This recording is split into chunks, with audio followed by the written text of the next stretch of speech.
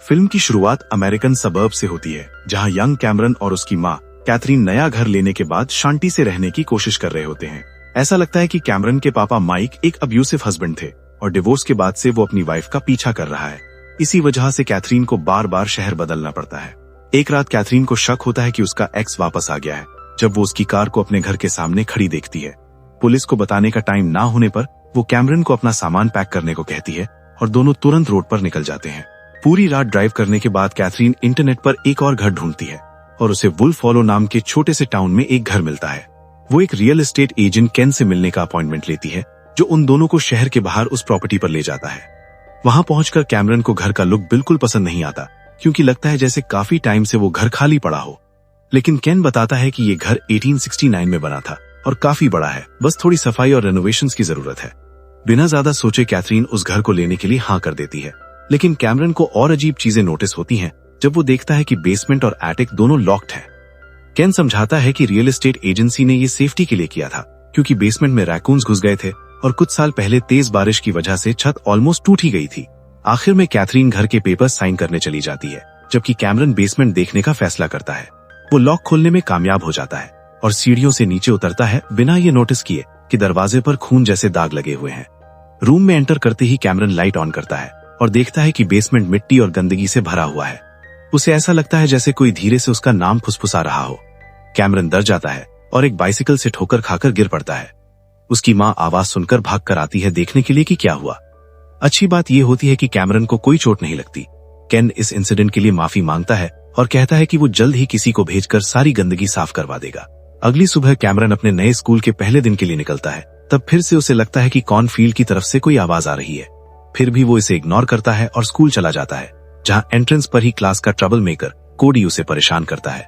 Classroom में चीजें और भी खराब हो जाती है जब सारे टीनेजर्स नए स्टूडेंट को बिल्कुल बेपरवाह नजरों से देखते रहते हैं। क्लास के बाद कैमरन घर वापस आता है और फिर से बेसमेंट चेक करने चला जाता है, लेकिन अंदर एक आदमी को देखकर अचानक घबरा जाता है। वो अपना नाम आर्ट सिंक्लेयर बताता है, जो फैमिली का पुराना दोस्त है और पहले इसी प्रॉपर्टी पर रहता था। आर्ट बताता है कि केन के कहने पर वो बेसमेंट साफ करने आया है। कैमरन उसे हेल्प ऑफर करता है और दोनों मिलकर ज्यादातर सामान आर्ट के ट्रक में रख देते हैं। आखिर में आर्ट अलविदा कहकर चला जाता है और थोड़ी देर बाद कैथरीन ग्रोसरीज के साथ वापस आती है और कैमरन को डिनर के लिए बुलाती है। खाने के दौरान वो उसे बताती है कि उसे केन की ब्रोकरेज फर्म में रिसेप्शनिस्ट की जॉब मिल गई है। कैमरन अपनी माँ को उस आदमी के इतना पास देखकर अनकंफर्टेबल फील करता है, क्योंकि वो अभी भी अपने पापा को मिस करता है और इसी वजह से वो डिनर खाने से भी मना कर देता है। उसके बाद कैमरन अपने रूम में चला जाता है, लेकिन रात के टाइम उसे बान की तरफ से अजीब आवाजें सुनाई देने लगती हैं, साथ ही कुत्तों के भौंकने की आवाज भी आती है। इसके अलावा फिर से कोई उसका नाम पुकारता हुआ सुनाई देता है। वो पूरी कोशिश करता है कि इन सब आवाजों को इग्नोर करे जब तक सब कुछ बिल्कुल शांत नहीं हो जाता। एक मुश्किल रात के बाद स्कूल में चीजें और भी बिगड़ जाती हैं, जब बाथरूम में कोडी और उसके साथी कैमरन को घेर लेते हैं। ट्रबल मेकर उससे कहता है कि उसे पहले से पता है कि कैमरन कहाँ रहता है और अफवाहों के मुताबिक वो घर जंगली कुत्तों के भूत से हॉन्टेड है। कैमरन बिना कुछ कहे वहां से चला जाता है, लेकिन ये बात उसे पिछली रात सुनाई देने वाली भौंकने की आवाजों की याद दिला देती है। घर लौटकर वो बान को चेक करने का फैसला करता है, लेकिन वहां उसे कुछ भी अजीब नहीं मिलता। हाँ, जब वो अपने बेडरूम की खिड़की से बाहर देखता है तो उसे कोई पर्दे बंद करता हुआ दिखाई देता है। उसे लगता है शायद कैथरीन हो या फिर उसका पापा, इसलिए वो जल्दी से घर के अंदर भागता है, लेकिन आसपास कोई भी नहीं होता। फिर भी वो बेसमेंट को दोबारा एक्सप्लोर करने का डिसीजन लेता है और वहां उसे एक छुपा हुआ रूम मिलता है। उस रूम में उसे ड्राइंग्स और फोटोज से भरी एक फाइल मिलती है। जैसे ही वो उसे उठाने की कोशिश करता है, अंधेरे में से एक कुत्ता निकलता है और सीधा उस पर झपटता है। किस्मत से कैमरन टाइम पर वहां से भाग निकलता है और बाहर से दरवाजा लॉक कर देता है। थोड़ी देर बाद कुत्तों के भौंकने की आवाज भी बंद हो जाती है। इस डर के बाद कैमरन अपने रूम में वापस आता है और फाइल्स को ध्यान से देखना शुरू करता है। तब उसे फ्रैंक और एवलिन मैकटैविश नाम के कपल की एक फोटो मिलती है। उस फोटो के साथ साथ उसे उनके बेटे जैकी के बनाए हुए ड्राइंग्स भी मिलते हैं। लेकिन जैसे जैसे कैमरन ड्राइंग्स को और ध्यान से देखता है, वो धीरे धीरे काफी ज्यादा डरावनी होती जाती हैं। इससे कैमरन की क्यूरियोसिटी और बढ़ जाती है कि आखिर इस घर में कौन सी फैमिली रहती थी। फिर वो इंटरनेट पर सर्च करना शुरू करता है, लेकिन मैकटैविश फैमिली के बारे में उसे कोई भी इन्फॉर्मेशन नहीं मिलती। रात होने पर कैमरन सोने की कोशिश करता है, लेकिन दरवाजे की तरफ से अजीब सी आवाजें आने लगती हैं। जब वो उठकर देखता है तो उसे अपनी स्टडी टेबल पर एक मिस्टीरियस लड़का बैठा हुआ मिलता है, जो धीरे धीरे उसकी तरफ चलने लगता है। कैमरन घबरा जाता है और उसे वहां से चले जाने को कहता है। इतने में कैथरीन उसके रूम में आ जाती है और लाइट ऑन कर देती है।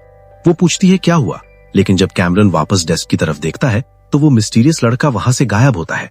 कैथरीन को लगता है कि कैमरन को नए घर में एडजस्ट होने में प्रॉब्लम हो रही है, इसलिए वो उसे आराम करने के लिए घर पर ही रहने देती है। अगले दिन जैसे ही कैथरीन काम पर जाने के लिए निकलती है, कैमरन अपने रूम में आराम कर रहा होता है। तब फिर से उसे वही लड़का दिखाई देता है जो पिछली रात आया था, हाथ में कंचियों से भरा एक जार पकड़े हुए। वो लड़का खुद को जैकी बताता है, वही जैकी जिसने ये सारी ड्राइंग्स बनाई थी, और कहता है कि उसे अपने पेरेंट्स की बहुत याद आती है। जैकी बताता है कि उसके पापा ने उसकी माँ के गायब होने के थोड़ी देर बाद ही प्रॉपर्टी पर गार्ड डॉग्स लगा दिए थे। कैमरन पूछता है कि उसकी माँ कैसे गायब हुई, लेकिन जवाब मिलने से पहले ही कैमरन का फोन बजने लगता है और जैकी रूम से गायब हो जाता है। इसके बाद कैमरन सोचने लगता है कि क्या जैकी वाकई में रियल था भी या नहीं, और ज्यादा जवाब पाने के लिए वो आर्ट के घर जाने का फैसला करता है। आर्ट के घर पहुंचकर कैमरन को वो आदमी वहां नहीं मिलता, लेकिन जगह को ढूंढते हुए उसे जैकी और उसके पेरेंट्स की एक फोटो मिल जाती है। सब कुछ इस बात की तरफ इशारा करता है कि आर्ट का उन लोगों से कोई गहरा कनेक्शन था। तभी कैमरन को कॉर्नफील्ड की तरफ से जैकी की आवाज सुनाई देती है और वो जल्दी से घर की तरफ निकल पड़ता है। लेकिन जैकी के साथ साथ कुछ जंगली कुत्ते भी वहां आ जाते हैं और कैमरन का पीछा करने लगते हैं। कैमरन जितनी तेज भाग सकता है भागकर अपने घर पहुंचता है। घर पर वो कैथरीन से टकरा जाता है और उसे कहता है कि दरवाजा बिल्कुल मत खोलना, क्योंकि उसका कुछ कुत्तों के झुंड ने पीछा किया है। परेशान और कंफ्यूज्ड कैथरीन बाहर देखने का फैसला करती है, लेकिन घर के आसपास कुछ भी नहीं होता। इसके बाद भी कैमरन को पूरा यकीन होता है कि जो कुछ वो देख रहा है वो रियल है, इसलिए वो अपनी इन्वेस्टिगेशन जारी रखने का डिसीजन लेता है। एक और दिन गुजर जाता है और कैमरन वापस स्कूल जाता है, लेकिन रिसेस के दौरान कोई भी उसके पास बैठना नहीं चाहता।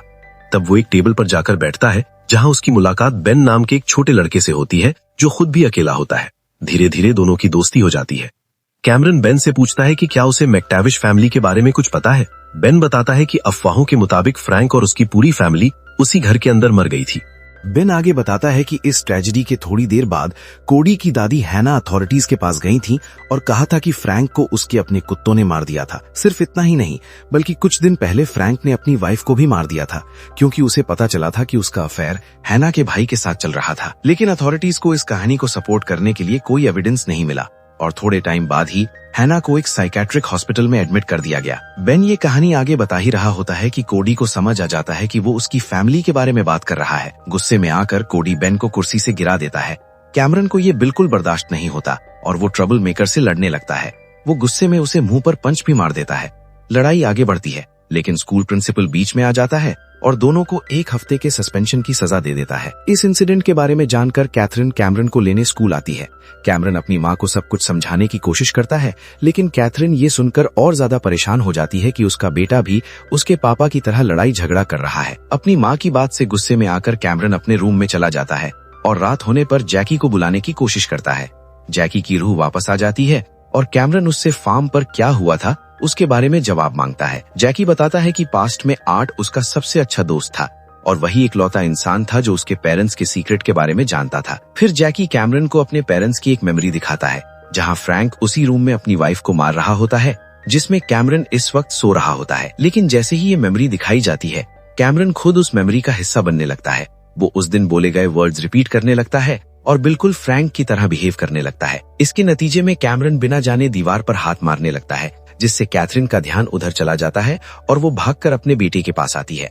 अपने बेटे को इस हालत में देखकर कैथरीन उसे जोर से गले लगा लेती है और इसी से कैमरन नॉर्मल हो जाता है। इस इंसिडेंट के बाद कैथरीन अगले दिन कैमरन से बात करने के लिए बुलाती है और कहती है कि वो उसके लिए स्पेशलाइज्ड हेल्प लेने वाली है। लेकिन कैमरन जिद करता है कि उसने जो कुछ देखा है वो बिल्कुल रियल है और उसे ये जानना ही होगा कि घर में असल में क्या हुआ था। कैथरीन उसे समझाने की कोशिश करती है कि वो ये सब छोड़ दे, लेकिन कैमरन बिना कुछ बोले केबल छोड़कर वापस अपने रूम में चला जाता है। थोड़ी ही देर बाद कैमरन को फिर से जैकी की आवाज सुनाई देती है और इस बार जैकी उसे जंगल के रास्ते अपने साथ चलने के लिए बुलाता है। कैमरन हाँ कर देता है और जैकी की आवाज का पीछा करते हुए जंगल के बीच एक खाली जगह में एक कैबिन तक पहुंच जाता है। अंदर जाकर वो एक बॉक्स में कुछ कंचियां देखता है जो बिल्कुल उन्हीं जैसी होती हैं जो जैकी के पास होती थीं। कुछ ही सेकंड्स बाद आर्ट वहां राइफल हाथ में लिए आ जाता है और कैमरन को संभल कर रहने को कहता है, क्योंकि हंटिंग सीजन चल रहा होता है और उसे गोली लग सकती थी। कैमरन उसे वार्निंग के लिए थैंक यू बोलता है और बताता है कि उसने जैकी और उनकी दोस्ती के बारे में क्या क्या डिस्कवर किया है।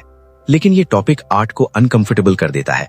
वो कैमरन से कहता है कि ये सब छोड़ दे और वहां से चला जाए। फिर भी कैमरन सच जानने के ऑब्सेशन में रहता है और रात के वक्त उसे दरवाजे पर किसी के बुलाने की आवाज सुनाई देती है। कैमरन को लगता है कि शायद जैकी होगा, लेकिन दरवाजे के दूसरी तरफ उसका पापा माइक होता है जो उसे एटिक में आने के लिए बुलाता है। कैमरन उसके पीछे चल देता है, लेकिन जैसे ही वो सीढ़ियां चढ़ता है उसे सिर्फ फ्रैंक मैकटैविश ही नहीं बल्कि एवेलिन और उसका लवर मैथ्यू भी दिखाई देते हैं। मरे हुए लोगों को अपने सामने देखकर कैमरन बुरी तरह डर जाता है। लेकिन चीजें और भी खराब हो जाती हैं जब वो अपनी माँ को देखता है, जिसका शरीर अजीब तरीके से मुड़ने लगता है और जिल्द धीरे धीरे और ज्यादा पीली हो जाती है।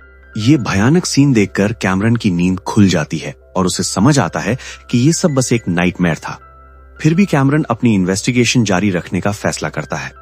सस्पेंशन के बाद जब वो वापस स्कूल आता है तो उसकी मुलाकात बेन से होती है और वो उससे पूछता है कि कोडी की दादी को किस जगह एडमिट किया गया था।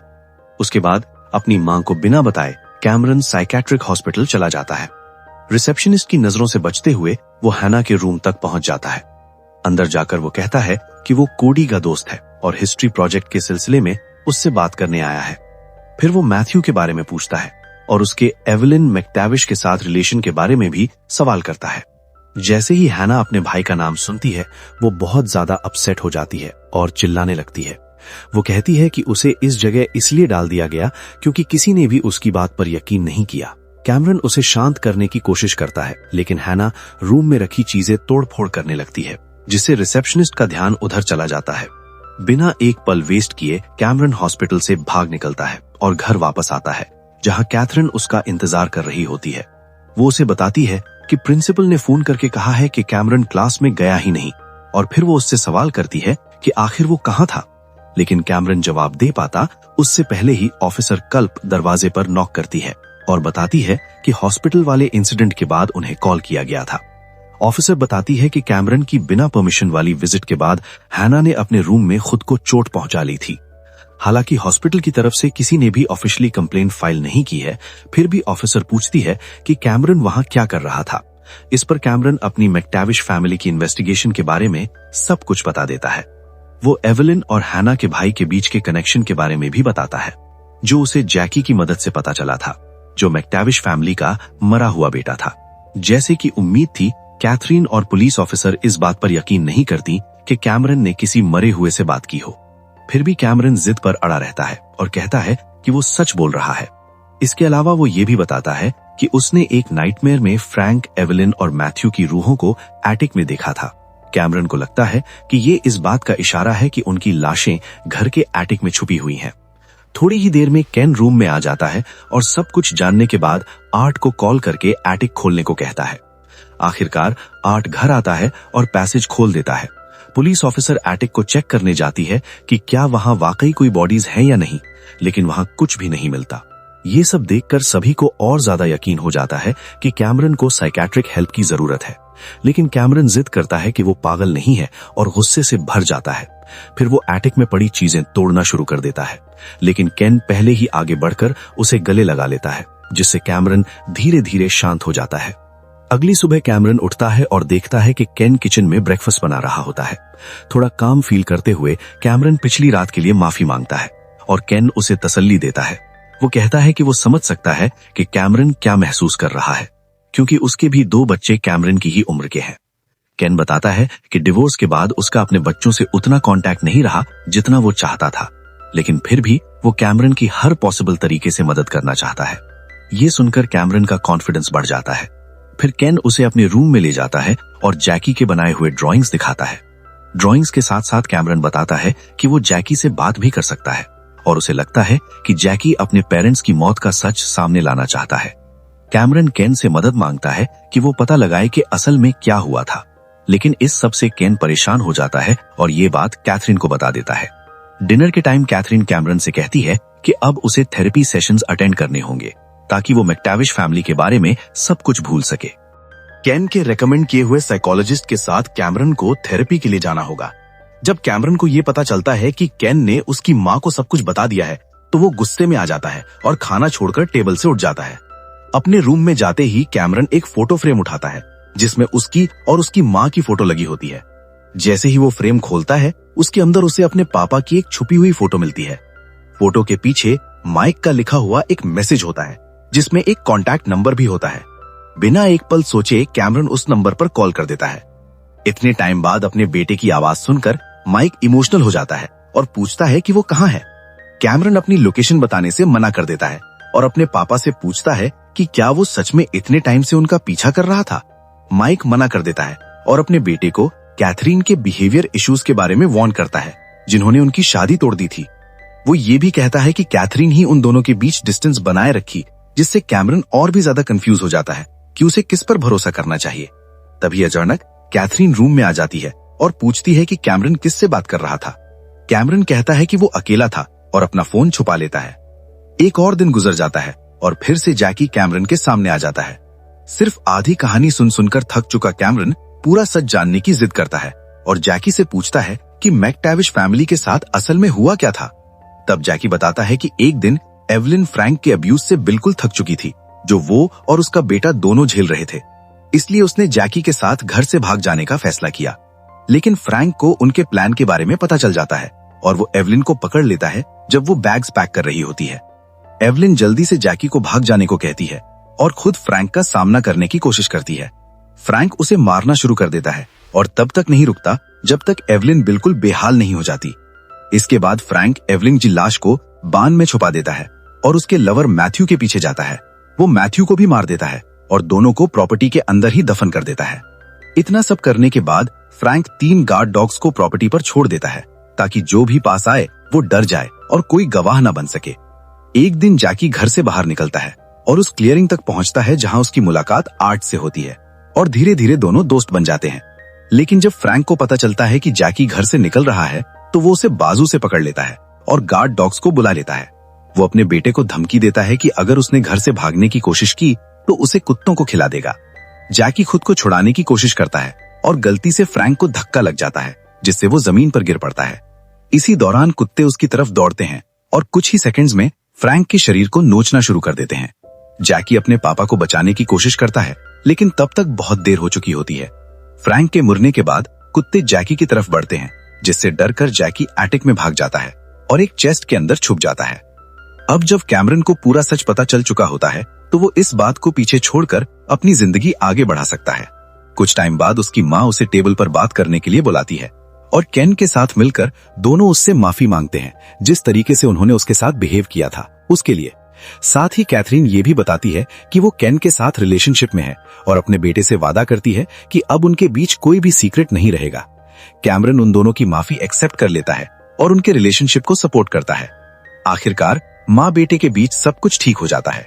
डिनर के बाद कैमरन अपने रूम में पढ़ने चला जाता है, तब अचानक उसे बाहर कुत्तों के भौंकने की आवाज सुनाई देती है। खिड़की से बाहर देखने पर उसे बान की खिड़की में किसी आदमी का शैडो दिखाई देता है और वो भागकर कैथरीन के पास जाता है। कैथरीन को डर लगता है कि कहीं वो उसका एक्स हस्बैंड ना हो और सेफ्टी के लिए केन कैमरन को अपने साथ बान चलने को कहता है। सीढ़ियां चढ़कर देखने पर उन्हें वहां कोई भी नहीं मिलता और कैमरन को लगता है कि शायद उसे गलतफहमी हुई थी, इसलिए केन उसे वापस बुला लेता है। फिर भी ये इंसिडेंट कैमरन को सोच में डाल देता है। बान में दिखा शैडो उसे कोडी की याद दिलाता है। कैमरन को लगता है कि ट्रबल मेकर स्कूल वाली लड़ाई का बदला लेना चाहता है। इसी वजह से वो अपने क्लासमेट का सामना करने के लिए हॉलवेज में उसकी तरफ बढ़ने लगता है। जब कैमरन कोडी को ढूंढता है तो वो उसे वार्न करता है कि वो अपने घर से दूर रहे वरना उसे बदला लेना पड़ेगा। लेकिन कोडी कहता है कि उसे पता नहीं कैमरन किस बात की बात कर रहा है और उसे पागल कहकर छोड़ देता है। क्लास के बाद कैमरन अपने पापा को फिर से कॉल करता है और बताता है कि उसने बान में किसी को देखा है। फिर से वो पूछता है कि क्या माइक वहां था, लेकिन माइक मना कर देता है और पूछता है कि क्या हुआ था। कैमरन गलती से बोल देता है कि वो केन के साथ वहां गया था, लेकिन कुछ खास नहीं हुआ। माइक उस नाम को सुनकर पूछता है कि वो कौन है, लेकिन कैमरन बात बदल देता है और कहता है कि अब वो अपने पापा को कुछ टाइम के लिए कॉल नहीं करेगा। कैमरन अब अपनी माँ से राज छुपाना नहीं चाहता और वादा करता है कि जब वो बड़ा होगा तब उसके और उसके पापा के बीच ज्यादा वक्त साथ होगा। फिर कैमरन गुड बाय कहता है और कॉल एंड कर देता है, बिना जाने कि उसका पापा शहर के एक होटल में है जहां उसके सामने टेबल पर बंदूक रखी हुई है। स्कूल के बाद कैथरीन काम की वजह से लेट हो जाती है, लेकिन वो मैसेज भेजती है कि केन अब आ रहा है। कुछ ही सेकंड बाद कैमरन देखता है कि केन की कार आ रही है, लेकिन केन के बदले उसके सामने उसका पापा माइक खड़ा होता है। डर के मारे कैमरन केन को कॉल करने की कोशिश करता है, लेकिन उसका फोन पैसेंजर सीट पर पड़ा होता है। वो अपने पापा से पूछता है कि उसके साथ क्या हुआ, लेकिन माइक अपने बेटे से कहता है कि कार में बैठ जा, और जब कैमरन मना करता है तो वो गुस्से में आकर उसे जोर से कार में बैठने का हुक्म देता है, वरना वो केन और कैथरीन दोनों को दोबारा नहीं देखेगा। स्कूल जाने के लिए अब और कोई ऑप्शन ना होने पर कैमरन कार में बैठ जाता है और फिर से अपनी माँ के बारे में पूछता है। माइक कहता है कि कैथरीन को सीढ़ियों से गिरने का एक्सीडेंट हुआ था, जिसके बाद उसने उसे बेसमेंट में बंद कर दिया है।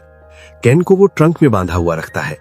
वो ये भी बताता है कि उससे अपनी फैमिली वापस चाहिए थी, लेकिन कैथरीन ने मना कर दिया और केन ने सब कुछ और खराब कर दिया। इस वजह से उसके प्लान्स बदल गए हैं और अब वो दोनों को मारने का इरादा रखता है और कैमरन को अपने साथ रखना चाहता है ताकि वो कभी अलग ना हो सके। जो कैमरन को लगता है कि उसकी मां ने माइक के बारे में सही कहा था, तो वो स्टीयरिंग व्हील खींच लेता है, जिससे कार रास्ते के बीच में ही रुक जाती है। फिर कैमरन कार से भाग निकलने में कामयाब होता है और जंगल की तरफ दौड़ता है, जहां उसका पापा हाथ में बंदूक लेकर उसका पीछा करता है। कोहरे में कैमरन जैकी से मदद मांगता है और जैकी अपनी आवाज से कैमरन को जंगल में रास्ते दिखाता है। आखिरकार कैमरन एक गिरा हुआ पेड़ के पीछे छुप जाता है, लेकिन माइक उसे ढूंढ लेता है और कैमरन के पैर पकड़कर खींचने लगता है। वो जोर देता है कि उसका बेटा उसके साथ आए, लेकिन कैमरन मना करता है और अपने पापा से छुटकारा पाने की कोशिश करता है। माइक गुस्से में आकर अपने बेटे पर बंदूक निकाल लेता है और कैमरन को पता चलता है कि उसका पापा एक हिंसक और अत्याचारी आदमी है, बिल्कुल वैसे ही जैसे फ्रैंक अपनी पत्नी और बेटे के साथ था। बदकिस्मती से माइक के लिए कैमरन को कुछ भी करने से पहले 3 कुत्ते वहां आ जाते हैं और माइक पर हमला कर देते हैं। वो रेजिस्ट करने की कोशिश करता है, लेकिन आखिरकार फ्रैंक मैक्टाविश जैसी ही भयानक मौत को अपना लेता है और कैमरन को भागकर अपना बचाव करना पड़ता है, अपने पापा को पीछे छोड़ते हुए। रास्ते में वो आर्ट से मिलता है, जो कैमरन को गले लगाता है और कहता है कि शांत हो जाओ, सब ठीक हो जाएगा। इस बड़े दुख के बाद आर्ट कैमरन को वापस घर ले जाता है, जहां वो केन और कैथरीन को सुरक्षित पाता है। कुछ ही मिनट बाद पुलिस उनके घर पहुंचती है और उन्हें माइक के शरीर के बारे में बताती है, जो जंगल के बीच में मिला था। सबसे अजीब बात यह होती है कि ऑफिसर कहता है कि शहर में कई सालों से कोई जंगली कुत्ते या भेड़िए नहीं थे। कैमरन जानता है कि वो असली में फ्रैंक के कुत्तों की आत्माएं थीं, जो अब भी उस एरिया में रहती हैं और जो भी प्रॉपर्टी को खतरा पहुंचाए उसे मिटा देती हैं। आखिरकार पुलिस ऑफिसर कैमरन की बात मानती है, जो उसने मैक्टाविश और मैथ्यू के एलिमिनेशन के बारे में कही थी। लेकिन सवाल ये रहता है कि जैकी का क्या हुआ। तब आर्ट बताता है कि फ्रैंक के मरने के बाद जैकी एटिक के ट्रंक में छुप गया था और पूरी रात वहां रहा। बदकिस्मती से उस रात तेज तूफान आया, जो छत को तोड़ दिया और उसके डेब्रिस जैकी के ऊपर गिर गए। अगली सुबह आर्ट अपने दोस्त की लाश ढूंढता है और उसकी इज्जत में उसे क्लियरिंग के पास दफन कर देता है, क्योंकि वही जगह थी जहां जैकी खुश था। ये राज खुलने के बाद कैमरन बताता है कि जैकी ने उसे बताया था कि एवेलिन और मैथ्यू कहां दफन है, और वो पुलिस को बांध तक ले जाता है। कई घंटों बाद पुलिस दोनों विक्टिम्स के शरीर ढूंढ लेती है और इस ट्रॉमेटिक तजुर्बे के बाद कैमरन, कैथरीन और केन घर वापस लौटते हैं। कुछ दिन बाद फैमिली क्लियरिंग में जाती है, जहां वो जैकी का कब्रिस्तान बर्फ में देखते हैं। कैमरन उस जार को उसमें रखे हुए मार्बल्स के साथ कब्रिस्तान पर रख देता है, जो उस लड़के की याद में था जिसका इतना दुखड़ा भरा किस्मत था। सब कुछ होने के बावजूद वो चाहता है कि जैकी आराम से सो सके। कैमरन, कैथरीन और केन मिलकर अपनी पुरानी जिंदगी को पीछे छोड़कर नए जीवन की शुरुआत करने को तैयार होते हैं। तो तुम्हें ये मूवी कैसी लगी, नीचे कमेंट्स में जरूर बताओ, और अगर वीडियो पसंद आया हो तो लाइक और सब्सक्राइब करना ना भूलना, ताकि और मूवी रिकैप्स देख सको। अगली बार मिलते हैं।